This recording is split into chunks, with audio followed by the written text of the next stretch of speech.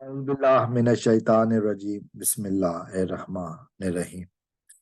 ریاست Pakistan versus Zaheer Ahmad case کے حوالے سے بات کریں گے، اور جو میں اس آج کی ویڈیو میں بات کرنا چاہوں گا، جیسا کہ آپ نے پڑھ لیا ہوگا تھمبنیل میں، کہ مسلسل خاموشی، خاموشی اور پھر خاموشی، آخر وجہ کیا ہے؟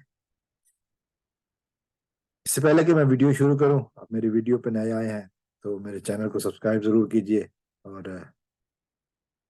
تاکہ ہمارا آپ کا رشتہ آنے والی ویڈیوز میں بھی قائم رہے۔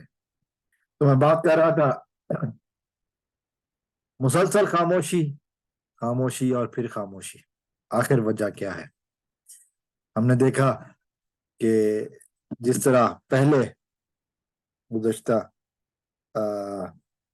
کئی مہینوں سے ہم دیکھ رہے ہیں کہ ہر روز لائیو ہوتے تھے، ہر روز ویڈیوز آتی تھیں، ہر روز جھوٹا ہی صحیح مگر پروپیگنڈا ضرور ہوتا تھا۔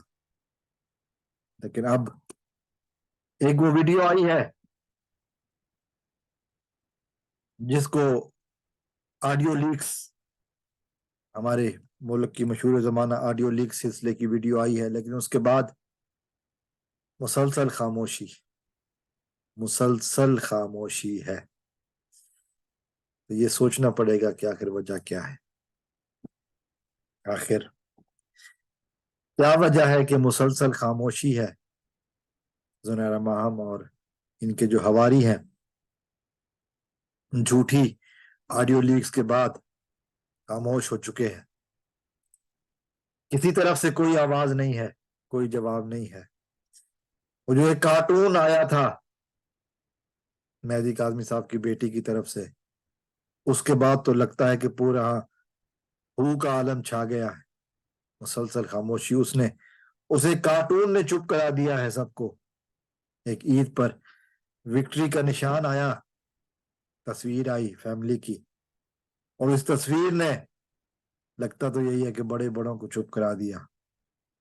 مسلسل اس کیمپ کی طرف سے خاموشی بتا رہی ہے کہ اصل رندہ پھر چکا ہے، اب خاموشی کے سوا کوئی چارہ نہیں، کیونکہ جب بھی منہ کھولیں گے گند ہی نکلے گا۔ اور پھر پاکستان کی عوام اتنی سیانی ہو چکی ہے، اب سمجھدار ہو چکی ہے کہ یہ آڈیو لیکس والا کام تو اب کسی بھی طرح چلنے والا نہیں ہے۔ پھر خاموشی، اور پھر یہی ایک اس کا حل رہ جاتا ہے۔ لیکن اس کا خاموشی آپ کو بچا نہیں سکے گی، خاموشی آپ کو مصیبت سے نکال نہیں سکے گی، جو کہ مصیبت اب آپ گروپ کے گینگ کے رکن ثابت ہو چکے، ارکان ثابت ہو چکے ہیں، تو پھر خاموشی بچا نہیں پائے گی۔ دیکھتے ہیں کہ کب تک قانون کی نگاہوں سے بچے رہتے ہیں۔ السلام علیکم ورحمۃ اللہ۔